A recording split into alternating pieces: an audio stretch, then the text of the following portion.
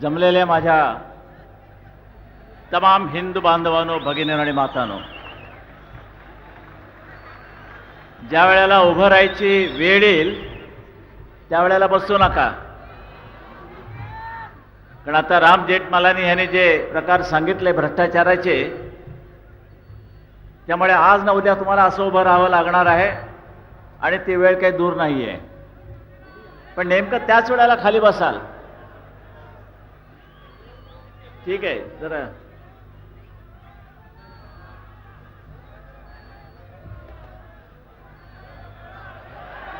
नाही एकदम थोडं, अरे काय जरा आपल्याला पाहिजे ते थोडं, काय खटले घातले जातात, हे घातले जातात, तेवढ्याला त्यांचं ते थोबाड बंद करायला बरं असतं ते. बरं ठीक आहे, छान, धन्यवाद.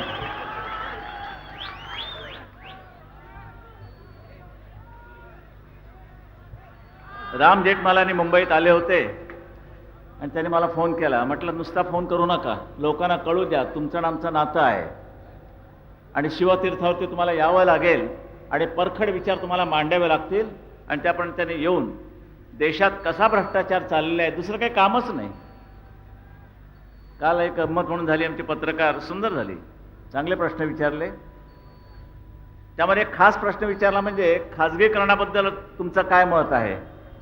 म्हटलं मला खाजगीकरणही पाहिजे, पण ते शरद पवारांसारखं नको.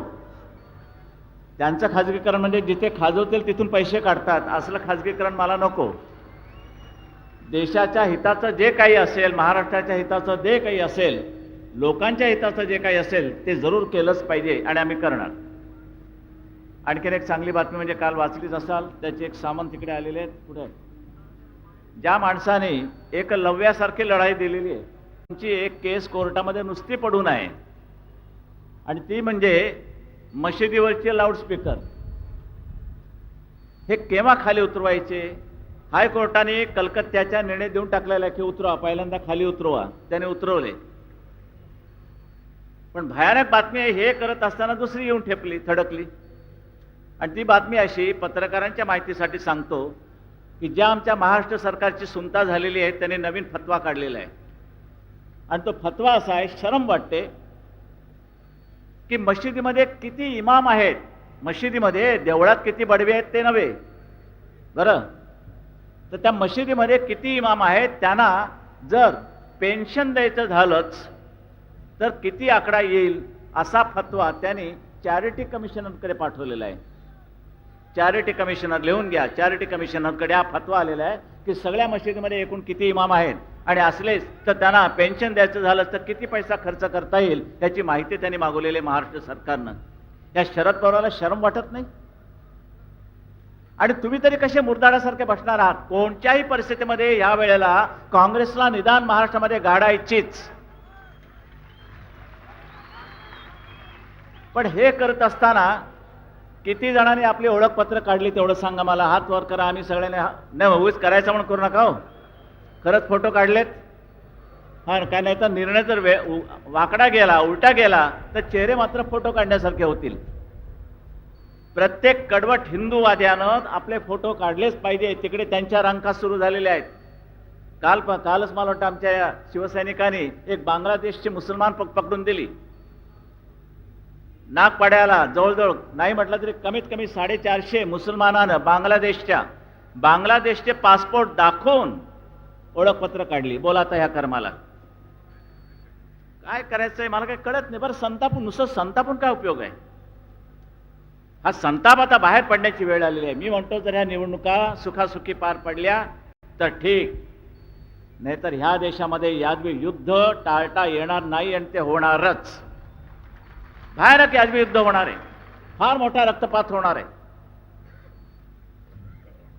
मी राम जेठमलानी यांना सांगतो की ती जी आपण हॉर्नची कल्पना दिली, ही हॉर्नची कल्पना आम्ही आज ना उद्या कुठे ना कुठेतरी अंमलात आणणारच भ्रष्टाचाराच्या विरोधात. शरद पवार आणि त्याचं मंत्रिमंडळ जोपर्यंत तिथून खाली उतरत नाही तोपर्यंत त्यांच्या मागे हॉर्नचे भुंगे आम्ही लावणारच. करायला पाहिजे. बाकी सगळं ठीक आहे.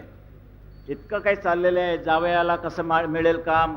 मी मागे बोललो होतो, मी स्वतः त्यांना सांगितलं की अहो म्हटलं मुंबई ते पुणा रस्ता सरळ 5 मार्गी अरे अमेरिकन धर्तीवर द्यायला तयार आहे. तुमचा आम्हाला 1 रुपया नको.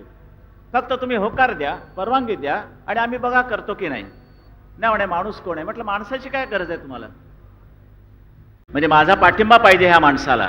आणि सीबीआयकडे माझी तक्रार करतो की बाळासाहेब ठाकरे यांचे काहीतरी भाई ठाकूरशी संबंध आहेत.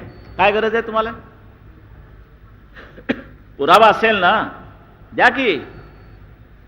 पण असे समजते की, म्हणजे पत्रकारी भाषेत समजते की नव्हे, निश्चित हे असं आहे. तुम्ही जाहीर सांगतो की मला कसली लाज आली आहे. भाई ठाकूर हा शिवसैनिक होताच की. माझ्या सभेला वसई वगैरेच्या बाजूला जाताना भाई ठाकूर व्यासपीठावर येऊन बसायचा. मग आनंद निगे सांगायचा बाळासाहेब भाई ठाकूर तिकडे येऊन बसलाय. वाकून बघितलं की तो वाकायचा, नमस्कार करायचा, कधी गळ्यात हार घालायचा. एकेकाळचे सगळे शिवसैनिक बदलले सगळे, त्यानं आमचे काही संबंध नाहीत. पण सीबीआयला कळवण्यासारखं काय होतं? ज्यांचा तुला पाठिंबा पाहिजे त्या माणसाच्या बाबतीत काड्या घालतोस. बरं, तुमच्याबरोबर जमलेलं टोळकं कोणचं? तिनईकर. बरं, त्याच्यानंतर हे जे बी डिसोजा, ज्यांचं थोबाड आत्ताच फुटलं, उपडे पडले आणि दात पडले. सामन्यामध्ये अग्रलेखामध्ये आम्ही ज्या वेळेला दंगलीच्या वेळेला जे अग्रलेख लिहिले ते काय गोमूत्रात बुडून नाही लिहिले. जे म्हटलं ते सत्य आहे आणि तेच बरोबर आता होत आलेलं आहे. आणि उद्या असं धरून चाललं की इमामांना पेन्शन देण्याची पाळी या महाराष्ट्र सरकारने महाराष्ट्रावर जर आणली, कारण हा पैसा तुमचा आहे, तुमच्या खिशातनं करोडरूपाने गेलेला, तिथे जमलेला, तुंबलेला, तो त्यांना वाटतं. आणि ह्याच्यावर जर मी तळाडून कडाडून लिहिलं, तुम्ही माझ्यावर केस घालता. आणि एक फालतू कोणीतरी जे बी डुसाचा उठतोय आणि तो सांगतोय की हे अग्रलेख असं आहे. त्याच्या काय त्या अग्रलेखामुळे झालं काय? शेवटी कोणाचं नुकसान झालं, कोणाचा फायदा झाला? या तरुणांमध्ये जर देशाभिमान जर भिनवायचा नसेल तर मग कशामध्ये भिनवायचा? म्युन्सिपाल्टीच्या नळात? हे मी असंच लिहित जाणार. मला खटल्यांची पर्वा नाहीये. काल परवाकडे आणखीन एक नोटीस आली परभणीची, घाला म्हटलं. मला जे देश हिताचं असेल तेच मी करत राहणार. मला खटल्यांची पर्वा नाही. पण धोका काय? आलतू फालतू असे प्रत्येकजण पत्रकारांच्या विरोधात जर कोर्टात जाऊ लागले तर लिहिणं मुश्किल होईल. न्यायमूर्तीच्या शेजारी आम्हाला चेंबर ठेवावं लागेल. अग्रलेख लिहिला, न्यायमूर्तींकडे जायचं, त्यांना सांगायचं बघावं काही गडबड नाही ना, भानगड नाही ना, प्रॉसिक्युशन होणार नाही ना, खटल्यासारखं नाही ना. मग राहिलं काय तुमचं स्वातंत्र्य? म्हणून माझं असं म्हणणं आहे की आमच्या लिहिण्यावरती बंधन येता कामा नाहीये. आणि जर आम्ही वाकडे तिकडे लिहिलं तर त्याकरता गृह खातं बसलेलं आहे आणि दिल्लीमध्ये प्रेस काउन्सिल नावाची एक स्वतंत्र संस्था आहे जी आमच्यावरती कारवाई करते. जाती जमातीमध्ये उद्या काही भानगडी केला ते देतात आम्हाला. त्यांचं प्रेमपत्र येतं की अग्रलेख यांच्यामध्ये आणि त्यांच्यामध्ये तुम्ही लावून देणारा लिहिलात, करा काय करायचं ते. पुन्हा हक्कभंग आहेत हे आमदारांचे आणि ह्यांचे त्यांचे, त्यांचे हक्क जपायचे. पण ज्यांच्या हक्काकरता तुम्ही ज्या विधानसभेमध्ये गेलेला आहात, ज्यांचे हक्क जमण्याकरता तुम्ही ज्या लोकसभेमध्ये गेलात, त्यांच्या हक्काबद्दल काही नाही. ते हक्क आम्हाला जपावे लागतात पत्रकाराच्या नात्यानं. आणि एक शिवसेना या संघटनेचा एक प्रमुख म्हणून सुद्धा मला त्यांचे हक्क जपावेच लागतील. कारण मी कोणी नसलो तरी माझा एक अधिकार आहे, तो मी बजावणार, तो मी बजावणार. हा एक संताप आहे. काय सहन करतात? त्याविषयी कोणी म्हणतात की आमच्या एका खासदाराला मारलं, जोडणार की. शिवसेनेच्या तिकिटावरती निवडून यायचं आणि बदमाश तिकडे जातात. मग त्यांना काय ओवाळू? आणि आता प्रश्न विचारला की समजा उद्या तुमच्या हातामध्ये सत्ता आली आणि तुमचे आमदार तिकडे गेले, तर मात्र आज तुम्हाला सांगतो सगळ्यांना, यापुढे एक आमदार जर शिवसेनेतनं फुटला तर मात्र कायद्याची पर्वा न करता त्याला रस्त्यात तुडवा.